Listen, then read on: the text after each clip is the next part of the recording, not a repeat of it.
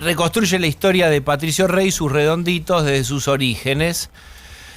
Marginales, está bien esto, y casi secretos hasta su consagración como el fenómeno más masivo y mítico del rock argentino.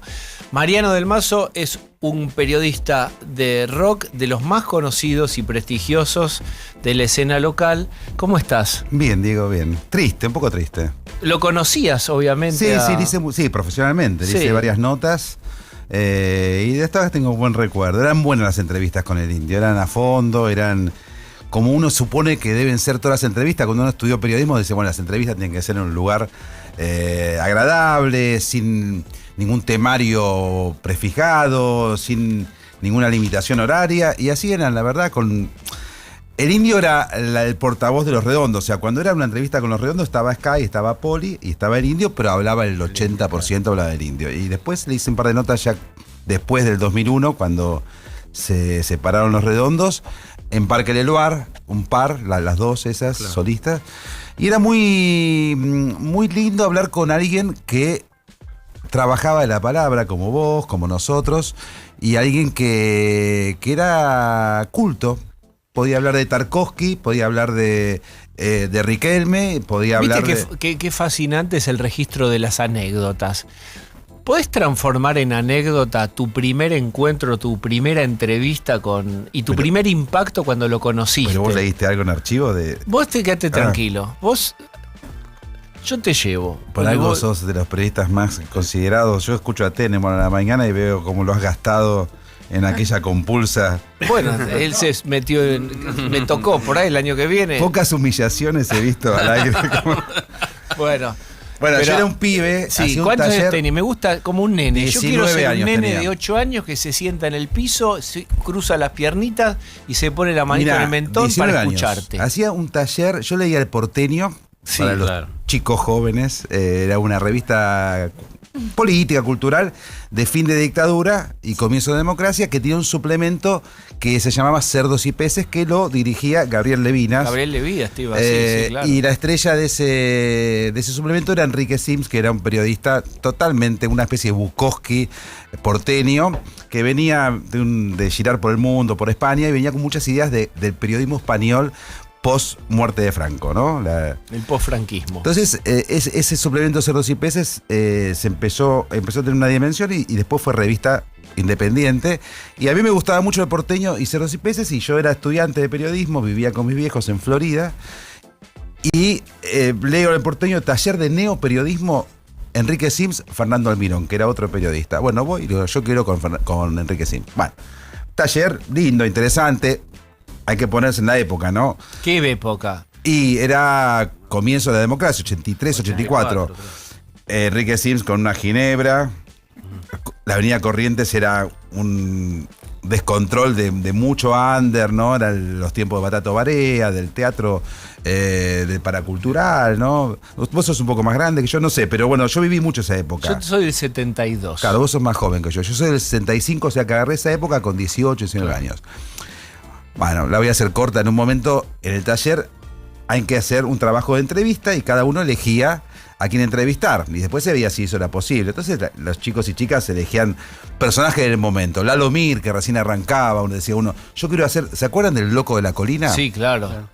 Que era muy, muy conocido, alguien de radio. Que tenía una publicidad que decía, si vas Portela, número tanto, y daba la dirección de la calle Portela. Y era un juego de palabras simpático. Y después había oyentes que llamaban y uno era el pelado de la calle Cabello. Así era. Esperá, yo quiero que sepas esto. La Colo Godoy tiene 22 años. Y jugamos este programa educando a la Colo, contándole cómo era la vida en la prehistoria, cuando todavía no había luz eléctrica y cuando pasaba el hielero. Y ella se va sorprendiendo y gusta esto. Así que hablale en el mismo registro. Me va a costar. Sí. Me va a costar.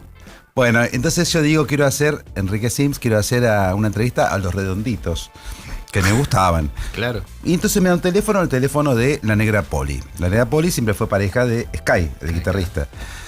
Llamo de la casa de mis viejos y me dicen, vení el jueves, Soler y Gallo. ahí en Almagro. Pero es muy raro lo que vos estás diciendo. Vos estás diciendo como que te atiende la Negra Poli y hoy sería como es como que te atiende la esposa de Dios o no sé, que es como que te des más fácil de una entrevista a Elon Musk. Sí, pero fue así. Y llegué, yo estudiante de periodismo, un imberbe, llegué y estaba el Indio, Sky, Poli, Sky y Poli, dueños de casa, estaba Willy Crook, el que era saxofonista de la banda, claro. Orbitaba, daba vueltas alrededor de los tres. Reiterá el año. Principio del 84. Claro. Ya estaban a punto de sacar Gulp, el primer disco. Pero ya tocaban, en el under tocaban.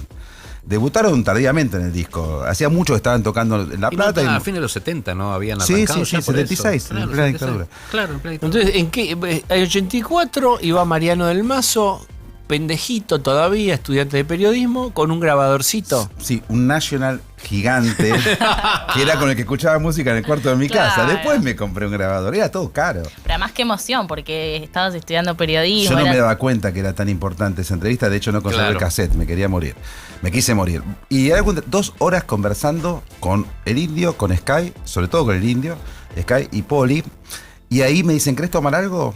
Digo, lo que tomen ustedes. Nosotros tomamos Fernet, dicen, pero Fernet puro.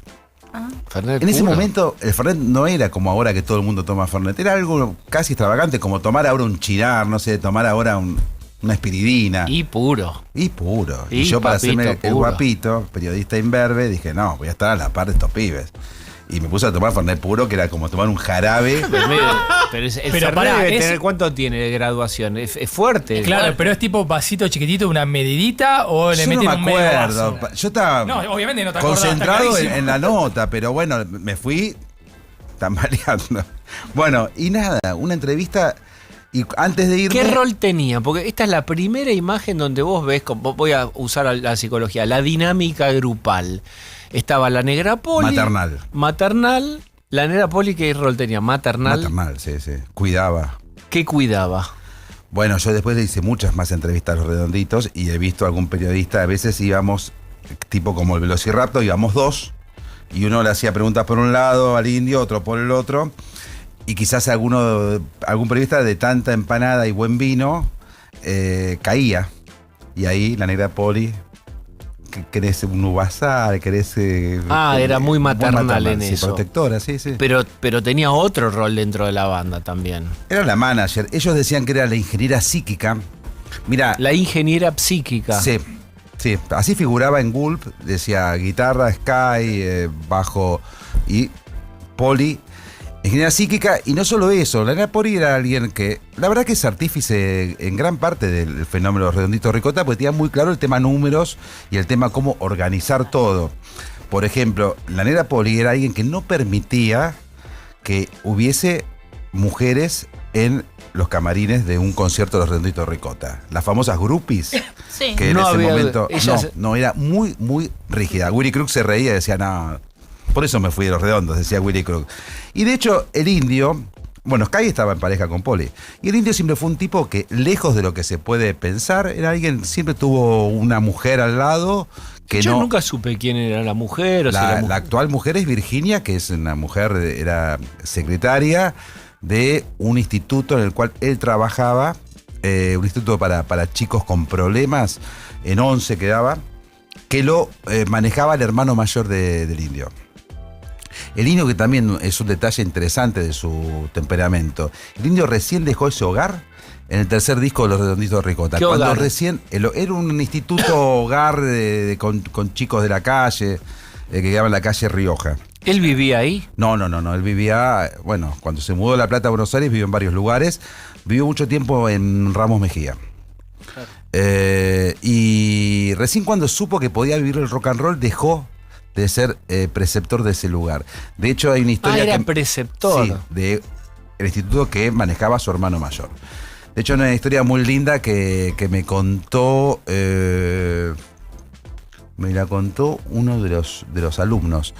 Dice que una vez va un chico y le muestra una revista Cantarrock, que era muy popular y masiva en esos tiempos. Claro. Era una revista que venía con los acordes para tocar en la guitarra, sí, los grandes éxitos. Era muy, muy vendida. y dice que vio la caricatura del indio en tapa. Y dice, ¿este es usted?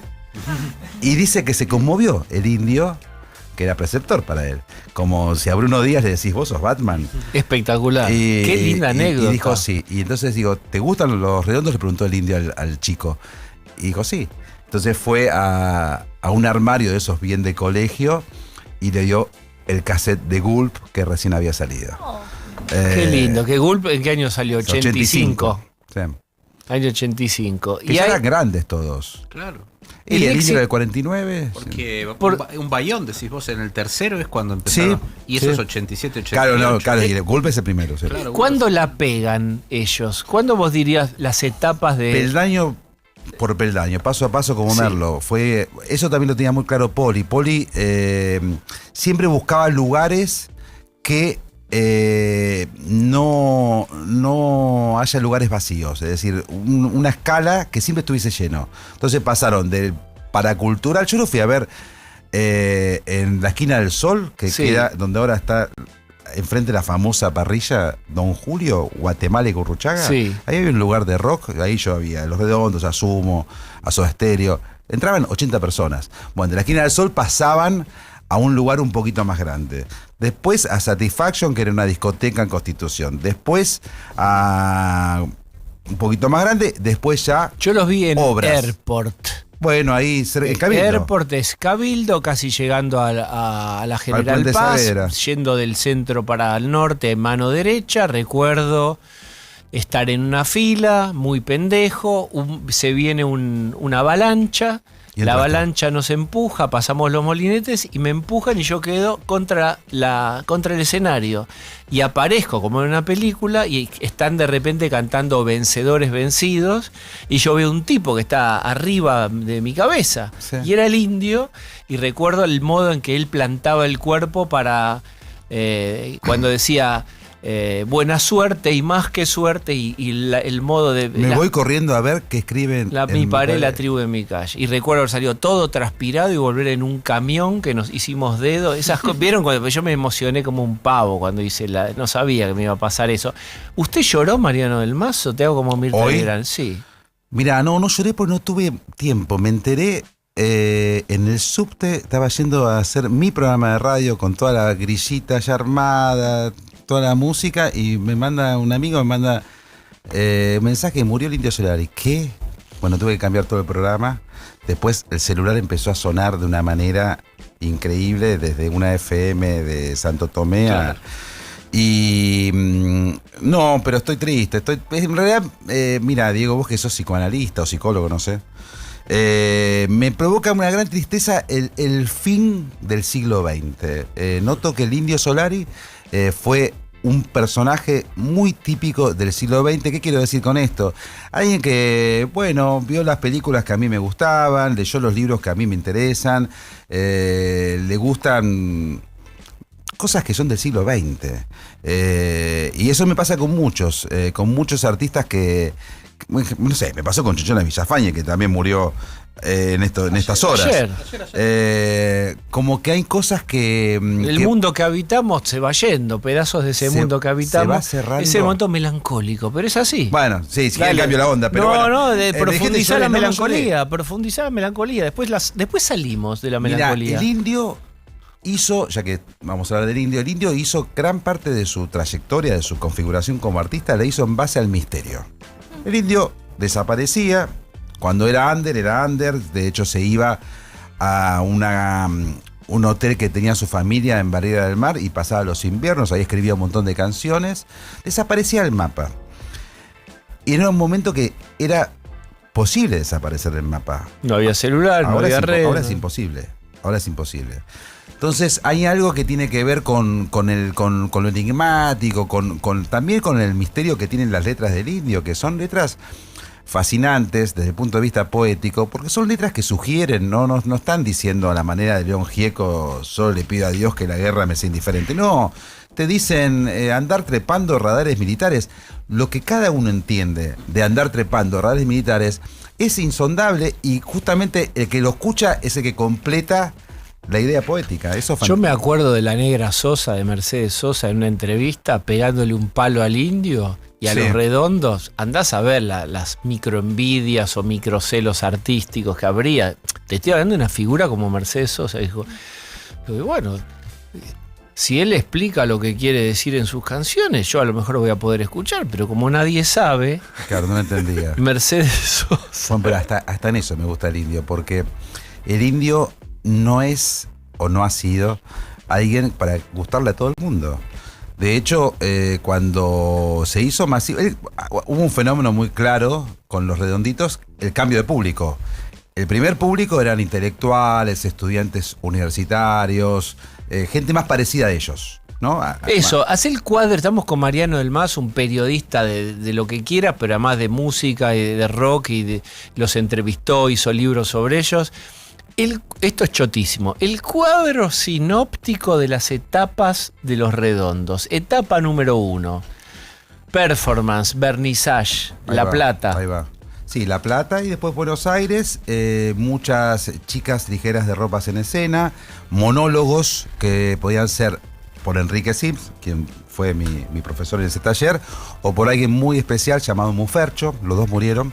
Perdóname, ellos incluso, como para ver unas cuestiones de época, no habían tenido, a ver si lo fantaseé esto yo, pero no tenían un duelo con Enrique Sims que de literario, incluso entre Sims y el indio. Sí, se pelearon. Como sí, parecía, claro. Y Sims escribía en cerdos y peces y el indio le contestaba sí, a veces públicamente y desde el las indio canciones. Publicaba también en cerdos y peces. Claro, el delito americano, que después fue una novela en folletín, entregas folletinescas. Hubo un momento que era todo performático, era todo, que lo musical era parte de un todo en el cual había monólogos. Después la gente empezó a pedir más rock, y los monologuistas, Enrique Sin, volaron. Poli dijo, bueno, ya está, la gente quiere rock. Bueno, ahí iban, yo diría intelectuales sería la palabra, pero bueno, gente quizás de clase media. Y en el 90, en el medio está la muerte de Bulacio. Ellos hacen obras que habían dicho que jamás iban a tocar en obras porque el indio dijo eso, era el estadio cortesano del rock, pero no daba para más y tuvieron que hacer obras que era un lugar seguro. Y a partir de obras empieza a ir... Bulacio ahí. Bulacio sí, que ellos fueron inocentes. Explicar a la Colo Godoy qué fue Bulacio. Bulacio fue un chico que lo detuvo la policía en una racia, que era algo bastante habitual en los conciertos de los redondos, porque los redondos, como ser independientes, no llegaban a arreglar con la policía, los famosos arreglos con la policía, que es bastante siniestro todo el funcionamiento de la policía, las barras bravas, ¿no? Eso claro. lo sufrió Greenbank cuando trajo los Rolling Stones en River, que las barras bravas actúan en los estadios. Bueno, la policía actuaba de una manera más decidida, para decirlo de una manera eufemística, en los conciertos de los redondos, y se llevaron a varios chicos, entre ellos Walter Bulacio, que lo dejaron ahí en un calabozo. El chico tenía algunos problemas de salud previos y se les murió. Y ahí empezó todo un gran conflicto. Algunos medios aliados a los redonditos, como el caso de Enrique Sims, medios que lo culparon la banda, dijeron que no habían sido lo suficientemente claros en defender a Bulacio. La cosa que ahí hubo un quiebre, Bulacio muere. Y a partir de ese momento los redondos corta un poco su vínculo con los viejos aliados y empieza a ir otra gente. Y gente de las zonas más carenciadas, claro. El indio lo decía de una manera muy poética, la gente, los chicos y chicas de los barrios desangelados. Aldo Bonzi. ¿Vos tuviste ahora oportunidad? Espérenme, estamos con Mariano del Mazo, estamos en ese momento de transición del público donde algo cambia ahí. Hay una conferencia de prensa de la muerte de Bulacio donde está el indio con los lentes oscuros, que fue muy criticado, como hablaba, poner la cara. Pero esperen un minuto esta película. Desde Plaza de Mayo está Sol Amato. Sol. Sol. Hola, Diego. ¿Cómo está Plaza de Mayo? Bueno, cada vez se suma más gente, ya empezaron a cortar las inmediaciones. Bolívar ya está prácticamente cortada. Y después no le Irigoyen y Rivadavia, 2 cuadras para adentro, está totalmente cortado, vallado, la policía también con los patrulleros cortando la calle. Se empieza a acumular toda la gente acá en Plaza de Mayo. Espera que haya muchísima más gente a medida que pasen las horas. Bueno, Sol, hay previsto, yo vuelvo a la pregunta, si lo sabés o si ya se sabe, ¿hay alguna programación? ¿Alguien va a poner equipamiento, equipos de música? ¿Alguien va a hablar o es más espontáneo y desorganizado? No, es como decir, es un poco más espontáneo. Hasta el momento hay parlantes con la música del indio y un orador que por momentos recuerda al indio, pide quizás que lo recuerden con su música, siempre pacíficamente, pero por ahora es desorganizado. En ese sentido, yo creo que a medida que pasen las horas se van a ir acomodando las cosas, o quizás sí hay el ritual de juntarse, hay gente, la grupo esperando también a sus amigos, charlando, escuchando de fondo la música, y no sea más que eso, más que esperar a alguien que hable, sino más el encuentro con los amigos, con los compañeros y con los que tienen esta música.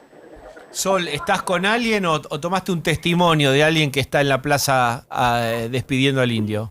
Sí, estoy con Nicolás acá, que es más fanático de los fundamentalistas, quizás que de los redondos, es la nueva generación también que siguió la última parte de esta banda, pero obviamente que llegó por el indio, por su familia que escuchaba los redondos, pero bueno, acá le tengo un anillo, si querés que lo paso. A ver. ¿Cómo estás? Hola. Hola, ¿qué tal? Bueno, contanos por qué estás en Plaza de Mayo y lo que representa para vos el indio y los redondos. Bueno, creo que yo estoy, y lo dije hoy a una amiga que le contaba, yo sentí que un poco se murió Dios, y un poco se murió un concepto, una idea del arte y de la figura del indio. A mí me conmocionó mucho toda mi vida, y la verdad es que yo soy bastante joven, y hoy estoy acá porque siento que es lo que hay que hacer, que haya figuras que a uno lo han marcado. Uno tiene que estar acá, tiene que devolverle un poco de lo que significaron para uno. Está muy bien. ¿Cuántos años tenés? Yo tengo 18 años. ¿Quién te contó? ¿Cómo conociste a los redondos? ¿Un hermano mayor, un primo, alguien de la familia? Porque soy argentino. Porque estar acá y no conocer al indio me parece un pecado. Está muy bien. Te mandamos un abrazo muy grande. Gracias. Dale, aguante el indio. Bien. Estamos con Mariano del Mazo. ¿Te quedas un ratito más? Sí, señor. Ahí vamos.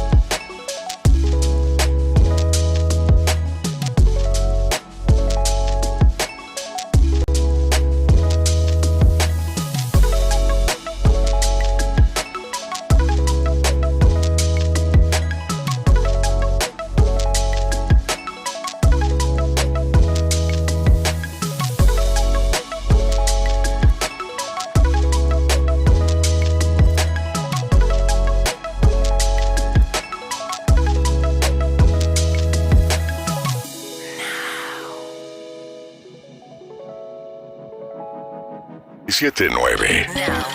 Now. Ahora. Pronóstico del tiempo. Ezequiel Marcusi, ¿cómo está San Pedro? ¿Qué dice? ¿Qué tal, Diego? Bueno, yo te cuento cómo anda. Está mandando mucha lluvia para estos días, ¿eh? Se ve que le gustó esto de la humedad elevada, porque los próximos días, por lo menos hasta el lunes, vamos a tener muchísima humedad, vamos a tener neblina y bancos de nieblas, que va a ser lo que va a predominar durante el sábado. El domingo van a predominar lluvias y temperaturas que van a bajar. Hoy tuvimos un regalo de San Pedro, porque la máxima llegó a 20.8. Ese fue el dato horario más elevado. Mañana la máxima 18 y el domingo 16. Entonces la chance de precipitaciones vuelve mañana en forma de lloviznas tal vez, y el domingo en forma de lluvias, lo que se va a extender hasta el lunes inclusive. Ezequiel Marcusi, gracias. Hasta luego. 97.9. Now.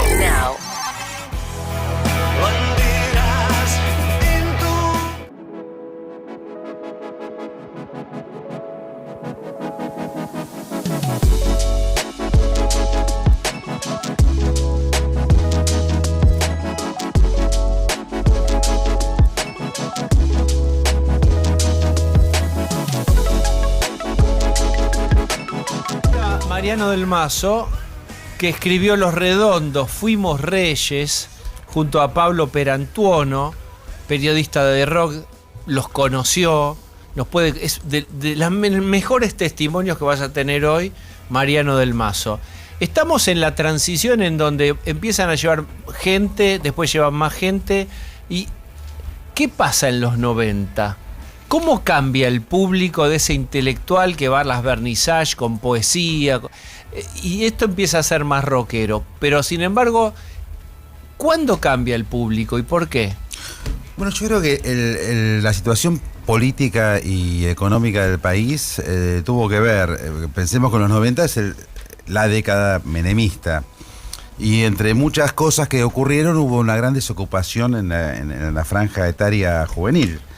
Muchos chicos quedaron sin trabajo, muchos padres de esos chicos fueron indemnizados, tal vez trabajaban en alguna empresa pública. Insomisa y claro, y pusieron un rapi, sí. No un rapipollo, un parripollo. Un rapipollo, una mezcla. Rapipago. Parripollo o remisero. O lo que fuera, y después fundían, y la verdad que, bueno, hay índices que dicen que fue. Yo creo que muchos de esos chicos y chicas, pero sobre todo chicos, vieron en la figura del indio y en la banda Los Redondos un lugar creíble y un lugar de pertenencia. Empezó a haber conciertos muy masivos que no eran tan caros como otros. Siempre estuvo un poco más bajo el precio de los conciertos del indio, que, bueno, ni hablar de Lollapalooza o de un artista pop. Y bueno, esa gente empezó a ver, y la idea no es mía, es de un colega llamado Alfredo Rosso, que yo respeto mucho, empezó a ver en el indio, en tiempos de mucho cinismo, de mucho digo esto, pero hago lo otro, ¿no? Que caracterizó un poco, ¿no? La década menemista. Empezó a ver un tipo creíble, un tipo serio, un tipo que está diciendo cosas importantes y honestas. Entonces hubo algo ahí, hubo una especie de gran vínculo entre un componente social que poco tenía que ver con el de los Redonditos de Ricota, porque los Redonditos de Ricota no eran gente de los bajos fondos, ni mucho menos. Eran... Una parte eran hijos de millonarios de La Plata, como el caso de Sky. ¿Sky, el padre o los padres eran millonarios? Súper millonarios. ¿De qué? Aaron Bailinson. Tenía una empresa constructora. Muchos de los edificios de La Plata fueron construidos por Aaron Bailinson y muchas rutas de la Patagonia. De hecho, una facción del ERP secuestró a Aaron Bailinson. Lean el libro, Fuimos Reyes. Sí. Algo muy curioso... pidieron un rescate, lo pagaron, después siguieron habiendo amenazas y de hecho ahí los padres de Sky se fueron a vivir a Brasil y los tres hermanos, Sky y sus dos hermanos, se diseminaron por el país. Eran tiempos pesutis, estamos hablando del 75, 76, y bueno, ahí hay un cruce, ¿no?, entre la violencia de la época, pero bueno, me fui un poquito más. Ese de la familia de Sky. ¿Y qué eran los padres del indio? El papá del indio era trabajaba en el ferrocarril, era jefe de una estación, no me acuerdo en qué lugar. El indio nació en Paraná, Entre Ríos. de muy chiquito se fue a vivir a La Plata. Clase media. O sea, Sky no. Sky, Isa Portugués eran gente de plata. Pero el indio era clase media, un departamentito, vivía en un departamento, había una casa de veraneo en Barriga del Mar, y no mucho más. Bien, entonces estamos en la masificación. Sí. Empiezan a ver en él alguien honesto, genuino, que no tiene doble estándar. Exactamente. Alguien que... En el menemismo, digamos. Sí. O segundo gobierno de Menem sería, sí, con la desocupación y alta. algo que también yo creo que funcionó bien, que lo hicieron porque Los Redondos eran una banda muy honesta realmente. En el sentido que jamás el indio cambió su lírica para ser entendido por todos. Él siguió escribiendo de una manera más o menos críptica, más o menos hermética, pero la verdad que no ocultaba sus gustos. Siempre dijo, a mí me gusta el whisky importado. No es que decía, a mí me gusta la cerveza. ¿Qué hay del mito realidad del departamento en Nueva York? No, no lo sé. Y del el rockero argentino que más fortuna hizo, y que la casa, y que el doble estándar, y que... No sé. O sea, ganó mucha plata, ganó muchísima plata, porque... No tendría nada de malo, ¿eh? No, porque los discos siempre se han vendido, y porque además los conciertos que hacía el indio eran totalmente autogestivos, y era mucho dinero que entraba para él solo. No había una intermediación de ninguna agencia. No, el indio... Pero vivía en una muy linda casa en Parque del Bar, que es donde ahora hubo una procesión. Yo tuve el placer de conocerla por entrevistas, que era como una casa de campo, linda, buen gusto, pero nada lujoso, con perros, y siempre le gustó ir a la ciudad de Nueva York. Hasta ahí es lo que sé, pero después la verdad que no sé, me imagino que... Bueno, él mismo decía eso, ¿no? De que él se sentía como que podía salir en Nueva York, una ciudad como Buenos Aires en términos de su oferta cultural, sin que lo reconocieran, que es lo que no podía hacer en Buenos Aires. Exactamente. Es simplemente pero digo, eso. Ese tipo de declaración... Claro. Tiene una honestidad, porque he conocido mucho rockero que estacionaba su 4x4 a 10 cuadras de obras y caminaba esas 10 cuadras y compraba una cerveza. Un baño de masas. Claro, exactamente. Y en ese sentido, el indio jamás tuvo que decir que le gustaba la cerveza y no el whisky importado. Quiero que le cuentes a la Colo Godoy, que es la representante de las nuevas generaciones, el cuento que se contará de generación en generación. ¿Por qué se separaron Los Redondos? Yo sé que lo cantaste 1000 veces, pero ella no lo escuchó. ¿Vos sos la Colo? Yo soy la Colo. A vos te voy a hablar. Bueno. Bueno, como en una relación de pareja hay muchas causas. Siempre son una conferencia de causas. Yo lo daría vuelta y decía, ¿cómo duraron tanto? Porque fue una historia larga, muy, muy bella, ¿no? Una amistad muy linda que empezó a principios de los 70 en La Plata. Experimentando, jugando, siendo muy hedonistas, muy performáticos, y en momentos la cosa de una manera bastante casual. No es que ellos dijeron vamos a ser exitosos, no, se fue creando una mística que después funcionó y fue creciendo de una manera increíble, y ahí empezó a entrar mucha plata. Hay algo que es un detalle interesante. Eran tres, los Redondos ellos decían, es un sulky tirado por 3 personas. Sky, Poli y el indio. Sky y Poli siempre fueron pareja. Bien. O sea que era un 66% versus un 33%. Ahí ya es para lío, ¿no? Eran 3, sí. Siempre el 3 es claro. un número Pero 3 es dividir económicamente lo del show entre 3. No digo. En general la sociedad eran 3. Después le pagaban al batero, le pagaban, pero... Tenía rol... A ver, sin repetir y sin soplar. Baterista de Los Redondos de Ricota, Nacho Fusco. No, yo soy de música cero. Que saxofonista de Los Redondos de Ricota. El primero, después de agua. Bueno, ¿ves? ¿Por qué esto de tan en primer plano 2 y en segundo? Sí, pero suele ocurrir, ¿no? Igual ahora están con la Kermesse Redonda, que le va muy bien. Sí. Lito Vitale fue tecladista en los primeros discos. Pero bueno, componían los temas Sky, Bailinson, el Indio Solari, a la manera un poco Lennon McCartney, no importa si uno escribía más o menos una canción. Después el indio, cuando se pelearon, dijo que él era el dueño de todas las músicas. Se lo dijo a Rosenblatt en la última entrevista. Sí, que eso es mentira. Eso se ve que fue tan grande la pelea que le hizo decir eso, pero hay temas que claramente son de Sky y uno los puede reconocer. Bueno, el riff de Jijiji es de Sky. ¿Sabés que dijo que no? ¿Sabés que dijo que fue del saxofonista? ¿Cómo se llama? Willy Crook. No. Dawi. De Dawi.